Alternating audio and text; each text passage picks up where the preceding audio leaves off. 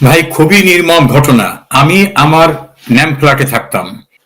তার আগের দিন রাতেও আমার সঙ্গে যোগাযোগ ছিল ঊর্ধ্বতন আমাদের সবার সঙ্গে। আমার স্ত্রী বারবার বলছে যে ন্যাম ফ্ল্যাটে 6 নম্বর ভবনে কেউ নাই, শুধু আমরা ছাড়া। আমি তাকে ধমক দিয়েছি। আমার মেয়ে লন্ডনে ব্যারিস্টার, সে আমাকে বারবার ফোন করে বলছে যে পরিস্থিতি ভালো না, আপনি সরে যান। আমি আমার ওয়াইফকে ধমকাইয়ে টেলিভিশনটাকে বন্ধ করতে বলছি, যেগুলো দেখলে ট্রমাটাইজ হব। প্রধানমন্ত্রী যখন আছেন তখন নিশ্চয়ই তিনি ম্যানেজ করবেন, বা তিনি অবশ্যই এটাকে একটা পর্যায়ে নেবেন। রাত 12টা পর্যন্ত কিন্তু আমি যোগাযোগের মধ্যে ছিলাম। আমি বাসার থেকে বের হইনি। পরে জানলাম যে ওই 6 নম্বর ভবনে একমাত্র আমি ছাড়া আর কেউ নাই, সবাই চলে গেছে। সকালবেলা যখন মেসেজ পাচ্ছি যে অবস্থা খুবই বিপন্ন, তখন ন্যাম ফ্ল্যাটের সামনে মব এসে গেছে।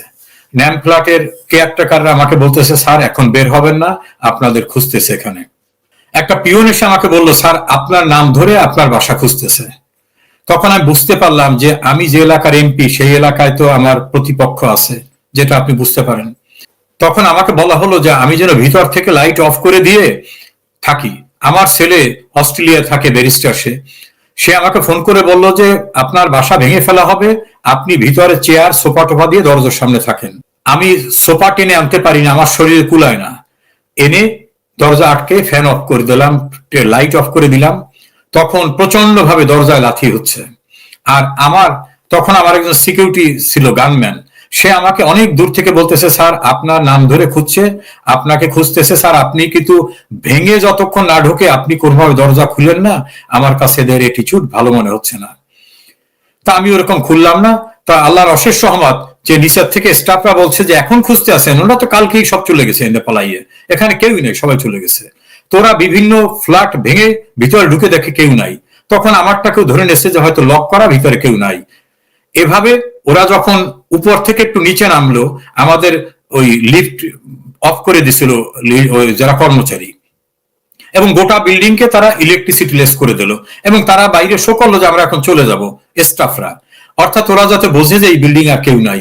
এবং আমাকে দূর থেকে আমার গানম্যান বলতেছে, স্যার আপনি সারা রাত থাকতে পারবেন না তো, ওখানে তো লাইটও থাকবে না, এখন ডোর আটকাইয়া মেইন যে গেট, ক্লপসেবল গেট, সেটাও আটকাই, কিন্তু স্টাফরা সব চলে যাচ্ছে।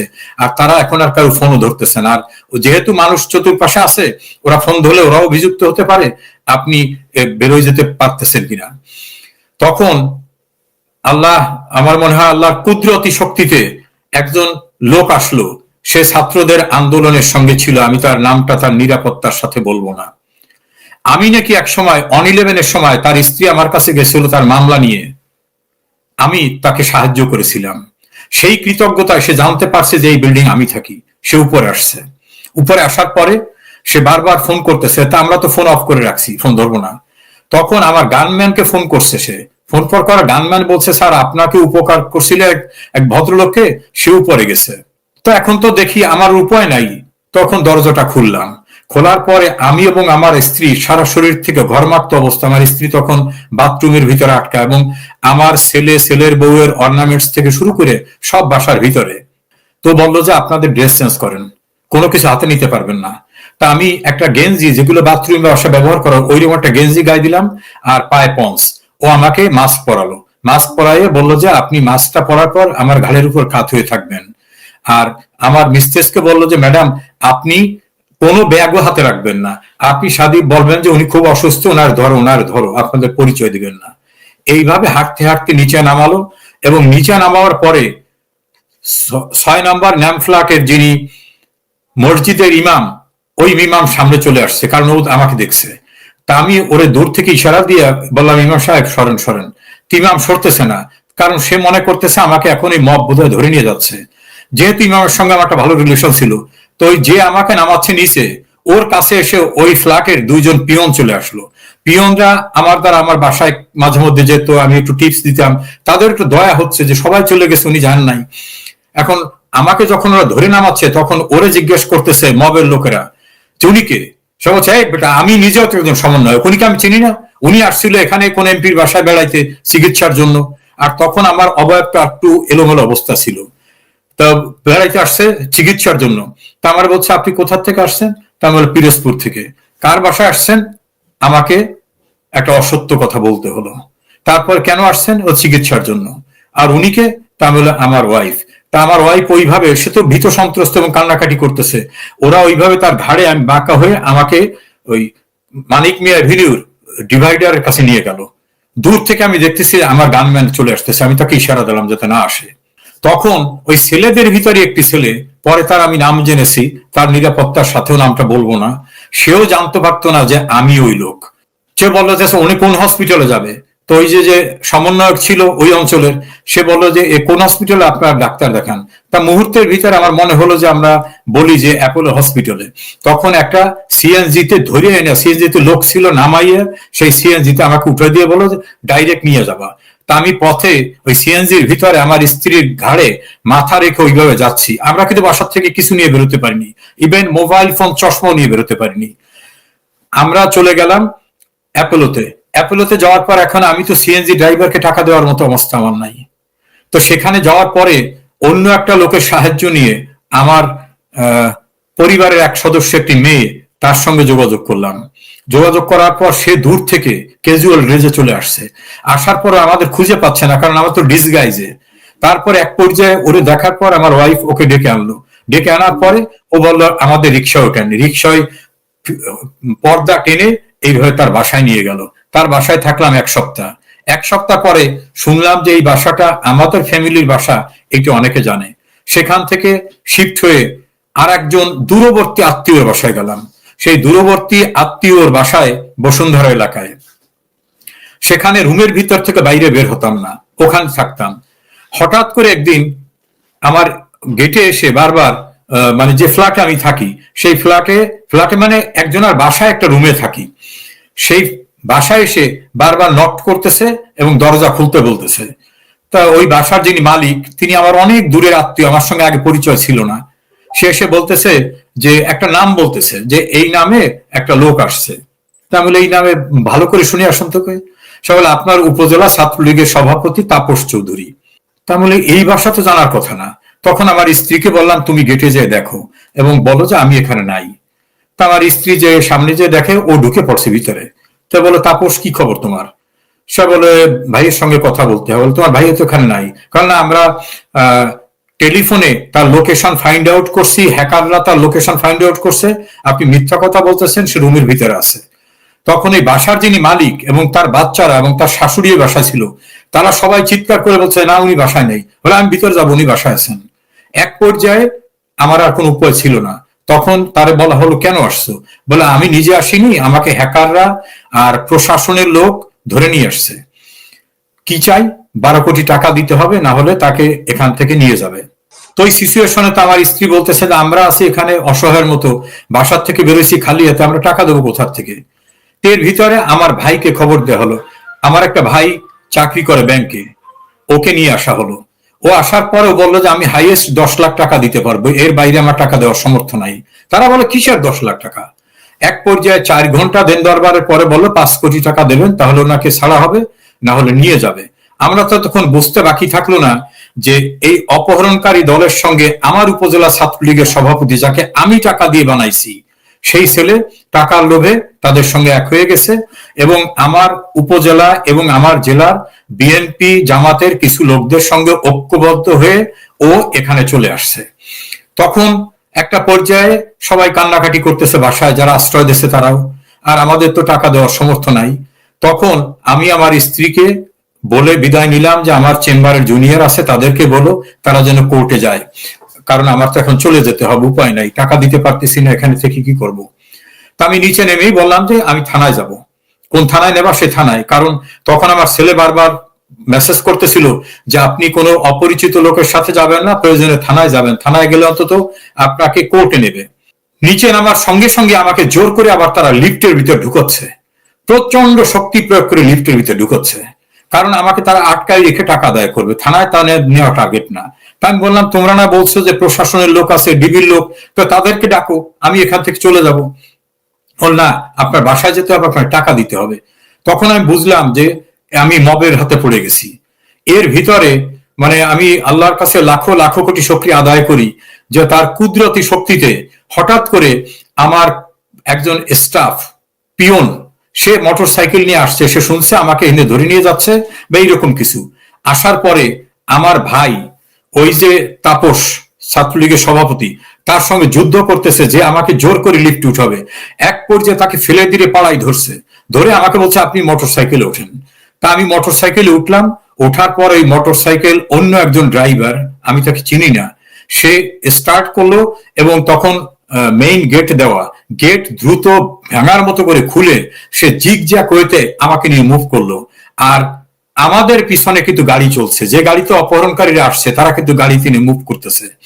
তো ওই মোটর সাইকেল আরোহী এমন ভাবে মুভ করতেছে, রাস্তার উল্টা দিক করতে করতে মোটামুটি একেবারে গ্রামীণ একটা এলাকায় নিয়ে গেল। আর আমাকে বললো যে আপনি শুধু আমার ঘাড়ের উপরে মাথা নুয়ে থাকবেন। এক পর্যায়ে ওর হেলমেটটা আমাকে দিল যে আপনি হেলমেট মাথায় রাখেন। এই করতে করতে আমাকে দূরবর্তী একটি জায়গায় নিয়ে গেল। ওই মবের লোকরা আবার ওই বাসার সামনে রয়েছে, তারা আমার স্ত্রীকে এবং আমার ভাইকে ধরবে, যে তারা পরিকল্পিত ভাবে আমাকে এখান থেকে সরাই দিয়েছে। তা রাত 1টার সময় যখন ওরা ওখান থেকে চলে গেল, তখন আমার ওয়াইফকে সেই বাসার থেকে শিফট করা হলো এবং আমার ভাইও অনেক ঝুঁকি নিয়েছে জীবনের। মানে কি বলবো, এই সময় কেউ ঝুঁকি নেয় না, আমার ভাই যে ঝুঁকিটা আমার জন্য নিয়েছেন। তারপর আমার ওয়াইফকে রাতে আর এক বাসায় নিয়ে যাওয়া হলো। আর ওই বাসাওয়ালা যাদের বাসায় ছিলাম তাদেরকে উপর্যুপরি থ্রেট করা হলো যে তোমরা সাহায্য করছো ইত্যাদি ইত্যাদি। লাকিলি ওই বাসার নিচে সিসিটিভি ছিল। সমস্ত এই যে আমাকে নিয়ে জোর করতেছে, তুলতেছে, হামলা করতেছে, সমস্ত রেকর্ডটা আমরা সংগ্রহ করতে পেরেছি।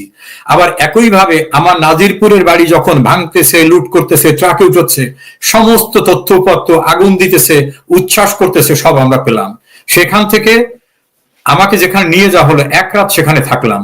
তখন মনে হলো বাড়ি ভাই যে দেশের কোথাও আমি নিরাপদ না, কারণ এত গোপনে আসছি, সেই জায়গা আমি নিরাপদ না। তখন আল্লাহর উপর ভরসা রেখে কিছুটা ডিসগাইজ করলাম, নিজের বডিকে ডিসগাইজ করে। আমার খুব ঘনিষ্ঠ এক বন্ধু, সাবেক একজন এমপি, সে রাজনীতি করে না, সে এবং আমার ভাই, এদের সাহায্য নিয়ে আমি অন্যের গাড়িতে মুভ করলাম। মুভ করে একটি সীমান্তে আসলাম। সেই সীমান্তে কিন্তু আমার কেউ নাই, কেউ আগের থেকেও কারোর সঙ্গে কোনো যোগাযোগ নাই। ওখানে আসার পরে যোগাযোগ করলাম যারা পারাপার করে তাদেরকে। তারা আগে টাকা না দিলে কিছুই করবে না, টাকা পয়সা তো কিছু নিয়ে আমি বের হতে পারিনি। তখন তাদের দয়া হয়েছিল বোধ হয়, দয়া হওয়ার পর আমাকে একটা বাগানের ভিতর ঢুকলো। সেখান থেকে বললো যে না, এখন এপারের ফোর্সটা আছে, ওপারে ফোর্সটা আছে, আপনাকে পানির ভিতরে নামতে হবে। একটা কর্দমাক্ত পুকুরের ভিতরে আমি 2.5 ঘন্টারও বেশি, বলা যেতে পারে 2.5 ঘন্টা, আমার গায়ে তখন পানির ভিতরে থাকা খারাপ খারাপ জিনিস লেগে যাচ্ছে। আর আমি যে তার কাটার বেড়া অতিক্রম করছি, আমার শরীর থেকে রক্ত বের হচ্ছে, সারা শরীর ছিঁড়ে ভেঙে গেছে। এই অবস্থায় 3.25 ঘন্টার সময় আমি বর্ডার ক্রস করতে সক্ষম হলাম। ওপারে যোগাযোগ করে সেখান থেকে আমাকে একজনেরা নিতে আসলো। মানে আমাকে যারা বর্ডার পর্যন্ত দিয়ে গেছিল তারা হয়তো কারোর সঙ্গে যোগাযোগ করছে। আমি তখন সারা শরীর আমার কাদা, এই যে পুকুর থেকে, গ্রামের পুকুরের ভিতর থেকে শুকাবার পরে মাছ ধরতে গিয়ে যেরকম কর্দমাক্ত অবস্থা থাকে, সেই অবস্থায় আমি উঠলাম। তখন একটা বাড়িতে গিয়ে তাদের টিউবওয়েলের নিচে আমি বসলাম, সেখানে তাদের লোকরা পানি চেপে দিল। সেখান থেকে একজনের বাসায় নিয়ে যাওয়া হলো। যে বাসায় নেওয়া হলো তারা বললো আপনার মুখে কানে সবখানে তো কাদা।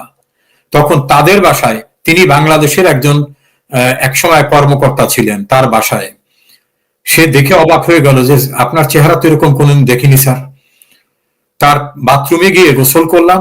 গোসল করে বের হওয়ার পর সে বলছে না, আপনার সারা শরীর তো কাদা রয়ে গেছে, কারণ আমি হাত দিয়ে কাদাও সরাতে পারতেছি না, এমন অবস্থা।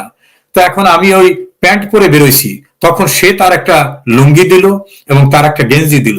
এই লুঙ্গি আর গেঞ্জি পরে তার লিভিং রুমে আসলাম। তখন সে বল স্যার আপনার সারা মাথায়, কানে, উপরে এখানে কাদা রয়ে গেছে, আপনি আবার গোসল করেন। এইভাবে তার বাসায় বেশ কিছুদিন থেকে আমি তার কৃতজ্ঞতা শেষ করতে পারবো না, যে তার পরিবার এবং তার ঝুঁকি নিয়ে সে অনেকদিন তার বাসায় আমাকে রাখছে। সে যে স্থানে দাঁড়ানো, তার বাসায় কোনো বাইরের লোককে রাখার কথা না, সেন্সিটিভ মানুষ। তারপর সেখান থেকে আমি অনেক দূরে এসে আবার একজনের বাড়িতে থাকলাম, বাংলাদেশের এক নাগরিক যারা দিল্লিতে সেটেল হয়েছে, সরি কলকাতায় সেটেল হয়েছে। তার বাসা থেকে তারপর গেলাম কলকাতায়। কলকাতায় যাওয়ার পরে বাংলাদেশ থেকে আত্মীয় স্বজনের সাহায্য নিয়ে সেখানে থেকে কিছুদিন পরে দলের নেতা কর্মীদের সঙ্গে দেখা হলো। তারপরে বাংলাদেশে আমার বোন ভগ্নিপতির একজন কলিগ হিন্দু, সে পরে ইন্ডিয়া চলে গেছে, তার বাড়ি থেকে আশ্রয় নিলাম। তার বারান্দায় মানে যেখানে থাকছি সেসব জায়গায় থাকায় আমরা কোনোদিন অভ্যস্ত না। তারপর কৃতজ্ঞ সেই ভদ্রলোক এবং তার পুত্রবধূ, তার ছেলে, তার পরিবার আমাকে এত আন্তরিকতার সঙ্গে রেখেছেন। তারপর সেখান থেকে গেলাম মূল কলকাতায়। মূল কলকাতায় যাওয়ার পরে ধার উদ্ধার করে ওখানকার গভর্নমেন্টের সঙ্গে যোগাযোগ করে আমার পাসপোর্টে অ্যারাইভাল সিল নিয়ে, এক্সিটের পারমিশন নিয়ে তারপরে সেখান থেকে দেশের বাইরে আসতে সক্ষম হই। আমার কাছে স্বপ্নের মতো মনে হয় যে মৃত্যুর ভিতর থেকে বেঁচে আসছি, এবং প্রতিটা স্তরে মনে হয় যে আল্লাহ তার কুদরতি শক্তি দিয়ে আমাকে প্রতিটি জায়গায় অতিক্রম করিয়ে আনছেন। এরপরে আমার স্ত্রী, সে তো অসহায় অবস্থায়, কারণ ছেলে মেয়ে কেউ দেশে নাই, আমার বাড়ি ঘর সব পুড়িয়ে দিয়েছে। সেও জীবনের অনেক ঝুঁকি নিয়ে, অনেক মানুষের সাহায্য নিয়ে তারপর সেও প্রতিবেশী দেশে আসতে সক্ষম হয়। সেও ঝুঁকির ভিতর থেকে আসে। তাকে নিয়েই আমি প্রতিবেশী দেশ থেকে আর একটা দেশে এসে কোনোভাবে জীবনযাপন করতেছি। সে যে অভিজ্ঞতা, সে অভিজ্ঞতা কল্পনাতীত অভিজ্ঞতা। এমন করুণ অবস্থার ভিতর থেকে নিশ্চিত মৃত্যুর মুখোমুখি হয়ে বেঁচে আছি, আল্লাহর কাছে প্রতি মুহূর্তে শুকরিয়া আদায় করি। যদি বেঁচে থাকি, ইনশাআল্লাহ আল্লাহ আমাকে অনেক দিয়েছে। আমি একজন প্রতিষ্ঠিত আইনজীবী, আমার আয়ের কোনো কম ছিল না। আমি এমপি হওয়ার আগের বছর আমি একেবারে এক্সাক্ট অ্যামাউন্ট বলতে পারি, 62,58,523 টাকা ট্যাক্স দিয়েছি। আমি ইচ্ছা করলে অনেক বড় বড়দের মতো 5 লাখ টাকা ট্যাক্স দিতে পারতাম। আমি 62.5 লক্ষ টাকা ট্যাক্স দিয়েছি। আমার ছেলে মেয়েরা লেখাপড়া শেষ করেছে আমি এমপি মন্ত্রী হওয়ার বহু পূর্বে। আমার পৈতৃক প্রচুর সম্পত্তি আছে। আমি নিজে আল্লাহ চাহে তো অনেক ভালো কিছু করেছি। কাজে আমার কাছে নতুন করে কিছু পাওয়ার নাই। বাকি জীবনটা আল্লাহ দিয়েছে, মানুষের কল্যাণে আমি নিবেদন করতে চাই নিজেকে। যতক্ষণ বেঁচে থাকি আল্লাহ যেন আমাকে তৌফিক দেয় কোনো মানুষের যেন ক্ষতি না করি, দেশমাতৃকা এবং মানুষের কল্যাণে যেন আমার যেটুকু সমর্থক থাকে তা নিয়ে যেন কাজ করি। আমিও মানুষের কাছে সেই